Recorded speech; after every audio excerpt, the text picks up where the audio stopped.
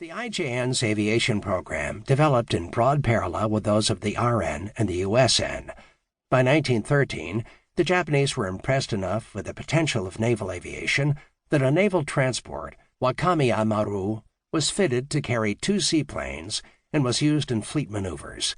In 1914, after Japan's entry into World War I, aircraft from Wakamiya Maru took part in the Japanese seizure of German territories in China.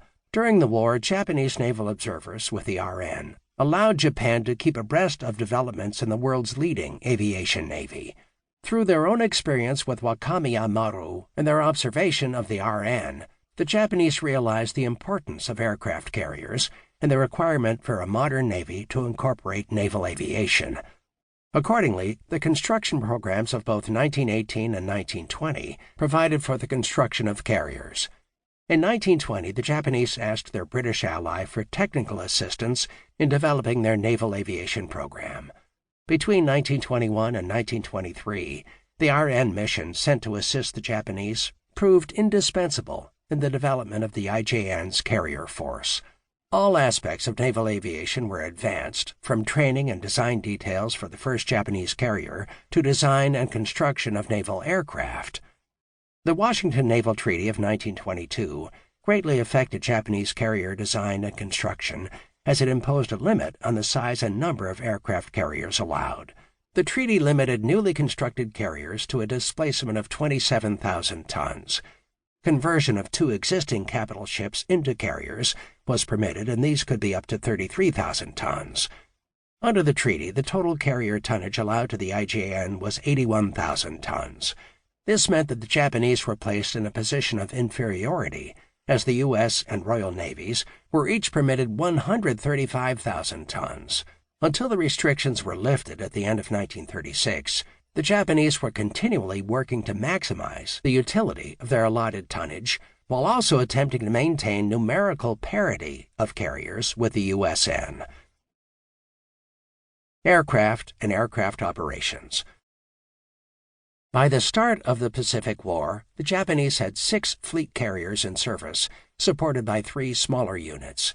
Also in service was a world-beating carrier fighter, the Mitsubishi A6M2 Type 0 carrier fighter plane Model 21, with the Allied codename Zeke, but more commonly known as the Zero, the world's best carrier torpedo aircraft, the Nakajima B5N2 Type 97 carrier attack plane Model 12, Allied codename Kate, and a very accurate carrier dive bomber, the Aichi D3A1 Type 99 carrier bomber Model 11, Allied codename Val.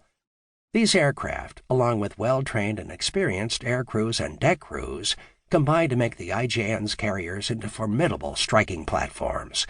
The aircraft capacity of Japanese carriers was determined by hangar space. Unlike on USN carriers, all aircraft servicing, refueling, and weapons reloading was done in the hangar.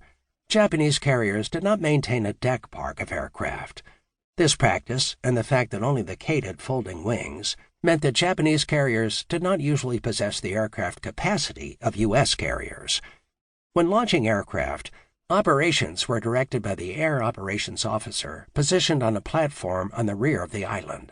To launch aircraft, the carrier turned into the wind and steamed at full speed. Between 20 and 30 seconds were needed for each aircraft launch. Lighter aircraft were spotted forward to take off first, as they needed less of a flight deck run to become airborne. A Zero could take off in a mere 230 feet in the right wind conditions. Heavier aircraft needed twice that distance. Unlike USN and RN carriers, Japanese carriers were never equipped with catapults to assist in aircraft launching. A proficient Japanese carrier could recover an aircraft every 25 to 45 seconds. Japanese pilots were not guided down to the ship's deck with the assistance of a landing signals officer, as was the case for American and British carrier pilots. Japanese carriers were equipped with a system of approach lights that assisted the pilot in judging his angle of approach. Though it was not stabilized to compensate for the movement of the ship in a heavy sea, it proved successful and was used throughout the war. Japanese fleet carriers had up to 9 arresting wires placed in the rear portion of the flight deck. By the start of the Pacific War, carriers were equipped with a Kure Type 4 arresting system that used an electric engine and could stop an 8,000-pound aircraft in about 130 feet.